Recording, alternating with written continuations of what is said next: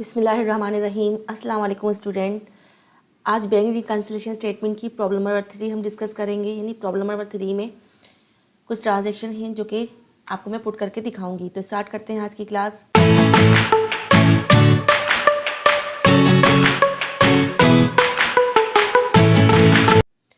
Ji, on December 31st, 2025, the cash book of Ahmad Traders shows a favorable balance of rupees 18,500। Ahmed traders का जो cash book का balance है वो 18,500 है और डेबिट बैलेंस यानी कि फेवरेबल बैलेंस है। While the passbook shows an overdraft of rupees 6,200, जबकि पासबुक का बैलेंस ओवरड्राफ्ट शो कर रहा है। ओवरड्राफ्ट एक नेगेटिव बैलेंस होता है या अनफेवरेबल बैलेंस होता है या फिर क्रेडिट बैलेंस कह लें, ठीक है। तो बैंक चूँकि बिज़नेस को एक फैसिलिटी देता है कि आप ज़्यादातर डीलिंग बिजनेस की बैंक के थ्रू हो रही होती हैं, तो बैंक कि अगर अकाउंट में पैसे ख़त्म हो जाएं तो बैंक फैसिलिटी देता है कि एक लिमिट तक एक अमाउंट आप विड्रॉ कर सकते हो, ठीक है, एक ख़ास लिमिट तक। तो ये फैसिलिटी एक लोन होता है, एक तरह का ओवरड्राफ्ट, तो वो फैसिलिटी दी हुई है बैंक ने, ठीक है। तो 6,200 का ओवरड्राफ्ट बैलेंस शो कर रहा है। ट्रांजेक्शन पुट करते हैं। नंबर 1 ट्रांजेक्शन क्या है, तो पहले बैलेंसेस मैं आपको रिकॉर्ड करके दिखाती हूँ।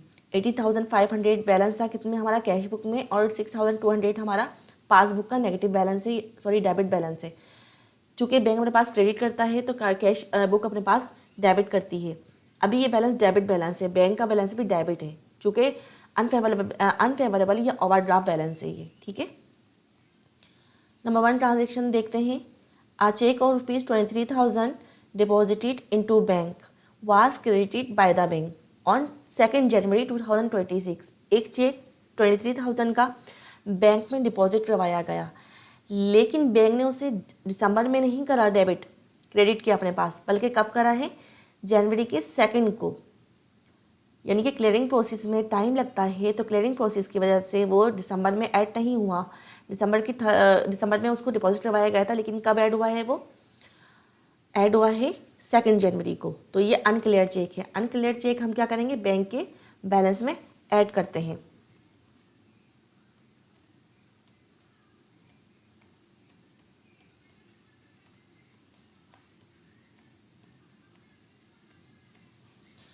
अनक्लियर चेक है 23,000 रुपीज़ के।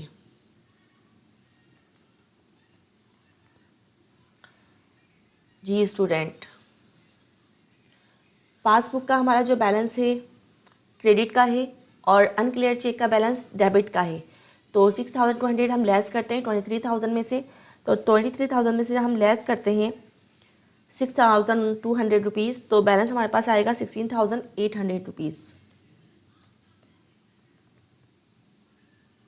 डेबिट का बैलेंस आया है 16,800 रुपीज़। नेक्स्ट ट्रांजेक्शन देखते हैं। Cheque issued amounting to ₹7,100 were not yet presented for payment. Cheque जो है इशू किया गया कितने का, 7,100 रुपीज़ का, वर नॉट येट प्रेजेंटेड, लेकिन वो पेमेंट के लिए प्रेजेंट नहीं किया गया। बैंक में कस्टमर को एक चेक इशू किया गया, लेकिन वो कस्टमर अभी तक बैंक में प्रेजेंट नहीं हुआ चेक लेकर। तो अनप्रेजेंटेड चेक है। अनप्रेजेंटेड चेक लेस करते हैं किससे, पासबुक के बैलेंस से लेस करते हैं।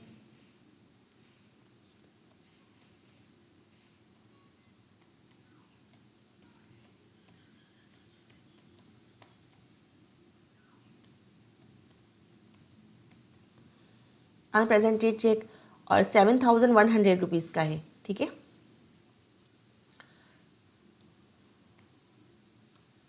₹16,800 में से लेस करती हूँ 7,100 रुपीज़, तो अमाउंट आ रहा है हमारे पास 9,700 रुपीज़। 1,700 रुपीज़ बैलेंस आया है मेरे पास। 16,800 में से मैंने माइनस किए 7,100 रुपीज़, तो बैलेंस मेरे पास कितना आया है, 9,700 रुपीज़।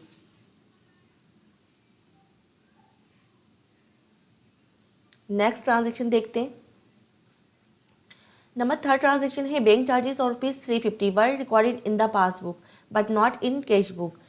बैंक ने चार्जेस अपने डिडक्ट किए हैं और अपने पास क्या कर लिया, डेबिट कर लिया, यानी कि अपने अकाउंट में से डिडक्ट कर लिए हैं बैंक ने, लेकिन कैश बुक में से माइनस नहीं किए गए। तो बैंक चार्जेस को क्या करते हैं, कैश बुक से लेस करते हैं।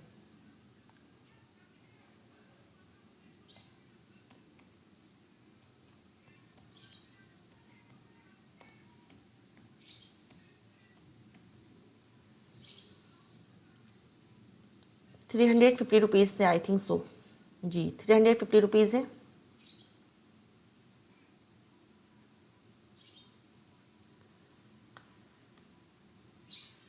₹350 लेस करती हूँ मैं किस में से, 18,500 रुपीज़ में से। चूँकि कैश बुक का बैलेंस 18,500 है, उसमें से हम लेस करते हैं ₹350, तो बैलेंस हमारे पास क्या आएगा, 18,150 रुपीज़। जी, तो बैलेंस हमारे पास क्या है, 18,150 रुपीज़। नेक्स्ट ट्रांजेक्शन देखते हैं हम, number 4। A customer directly deposit ₹5,000 into the bank account but it was not recorded in the cash book. एक कस्टमर ने डायरेक्टली डिपॉजिट करवा दिया बैंक के अकाउंट में, ठीक है। एक कस्टमर डायरेक्ट पहुंचा बैंक में, उसने डिपॉजिट करवा दिया हमारे अकाउंट में, लेकिन मंथ के एंड में जब बैंक पासबुक का स्टेटमेंट मिला है, उसमें हमें पता चला है कि 5,000 किसी कस्टमर ने डायरेक्टली डिपॉजिट करवा दिया, लेकिन हमारे कैश बुक में अभी तक ऐड नहीं हुआ। तो हम इसे कहाँ ऐड करेंगे, अपनी कैश बुक में। कैश बुक में ऐड करते हैं कितने, 5,000 रुपीज़ डायरेक्टली डिपॉजिट हुई है।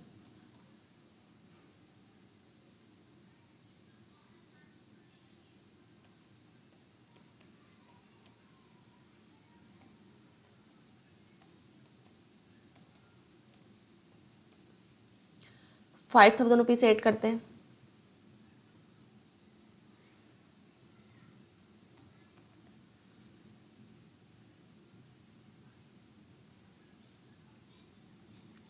जी स्टूडेंट, 18,150 में ऐड करते हैं 5,000 रुपीज़, तो बैलेंस क्या आएगा हमारे पास, ₹50 का बैलेंस हमारे पास आया है। नेक्स्ट ट्रांजेक्शन देखते हैं क्या है, number 5 transaction. A check of ₹13,000 received from a debtor was dishonored by the bank but no entry was made in the cash book। एक चेक 13,000 का जो कि बिजनेस ने डिपॉजिट करवाया अपने बैंक में, ठीक है, अपने अकाउंट में डिपॉजिट करवाया, लेकिन बैंक ने उसे क्रेडिट नहीं किया क्योंकि वो डिसऑनर हो चुका है। डिसऑनर चेक, एनएसएफ चेक क्या होता है, लेस करते हैं, क्योंकि कैश बुक में ऐड करके ही डिपॉजिट करवाया था, तो अब हम लेस करेंगे, ठीक है। एनएसएफ चेक है तो उसको हम कैश बुक से लेस करेंगे।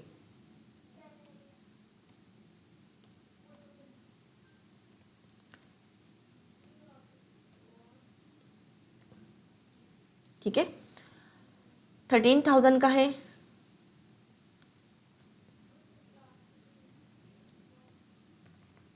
लेस करते हैं बैंक के सॉरी कैश बुक से लेस करेंगे 13,000 रुपीज़, क्योंकि 13,000 का एक चेक था जो कि डिपॉजिट करवाया था बिजनेस ने अपने बैंक में, लेकिन वो क्या हो चुका है, एनएसएफ हो चुका है, नॉन सफिशिएंट फंड की वजह से रिटर्न हो चुका है। तो 23,000 में से लेस करते हैं कितने, 23,150 में से हम लेस करते हैं 13,000 रुपीज़। स्टूडेंट 23,150 में से लेस करते हैं 13,000, तो बैलेंस है 10,150 रुपीज़ का, ठीक है। नेक्स्ट ट्रांजेक्शन देखते हैं क्या है, interest on overdraft ₹450 was debited by the bank not recorded in the cash book. Interest on overdraft, overdraft पे इंटरेस्ट डेबिट किया है बैंक ने, यानी बैंक ने डिडक्शन करी है, ओवरड्राफ्ट की फैसिलिटी जो दी है उस पर इंटरेस्ट लिया है बैंक ने, कितना, 450, not recorded in the cash book. Cash book ने बैंक ने अपने पास रिजेक्शन कर ली है, यानी अपना अकाउंट डेबिट कर लिया है। अब हम अपनी कैश बुक से क्या करेंगे, लेस करेंगे। क्या लेस करेंगे, 450 रुपीज़ का एक अमाउंट है जो कि अपनी कैश बुक से हम लेस करेंगे। बैंक चार्जेस लिए हैं, ठीक है, इंटरेस्ट लिया है बैंक ने ओवरड्राफ्ट पे, तो लेस करते हैं कैश बुक से।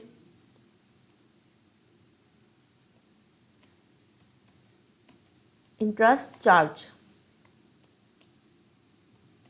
ठीक है, इंटरेस्ट चार्ज किया है बैंक ने, कितने का, 450 रुपीज़ का। 450 रुपीज़ का बैंक ने इंटरेस्ट चार्ज किया है, क्यों, क्योंकि उसने फैसिलिटी दी हुई थी ओवरड्राफ्ट की। तो 10,100 रुपीज़ में से, सॉरी 10,150 से 10,150 का बैलेंस है, उसमें से हम लेस करते हैं 450 रुपीज़, तो अमाउंट हमारे पास कितना आया है, ₹700। जो बैलेंस आया है हमारे पास वो है ₹9,700 का। तो जी स्टूडेंट, तो हमारा जो बैलेंस है ₹9,700 का एक बैलेंस आया हमारे पास, ठीक है।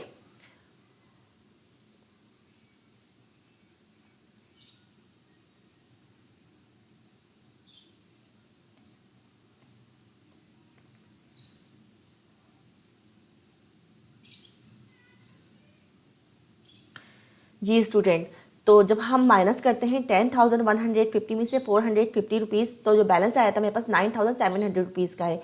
इसी तरह से जो बैंक के साइड पे यानी पासबुक में जो बैलेंस है हमारे पास वो ₹9,700 है। इट्स मीन के कैश बुक का और बैंक रिकन्सिलेशन पासबुक का बैलेंस दोनों कंसाइल कर रहा है, मैच कर रहा है, टैली कर रहा है, ठीक है। तो ये आज की क्लास है जो कि बैंक ओवरड्राफ्ट के बैलेंस के साथ मैंने आपको सॉल्व करके दिखाई है। इसके हमारे से कोई क्यूरी कोई क्वेश्चन हो तो आप कमेंट से मुझसे लाजमी पूछें, ठीक है। स्टूडेंट, एक क्लास को बनाने में एनर्जी सर्व होती है, थोड़ी सी मोटिवेशन चाहिए होती है हमें, तो आपका एक लाइक हमें मोटिवेशन देगा। तो मेरे चैनल को सब्सक्राइब करें तो ताकि आने वाली क्लासेस आपसे मिस ना हो सकें, और मेरे वीडियो को लाइक करें। Thank you.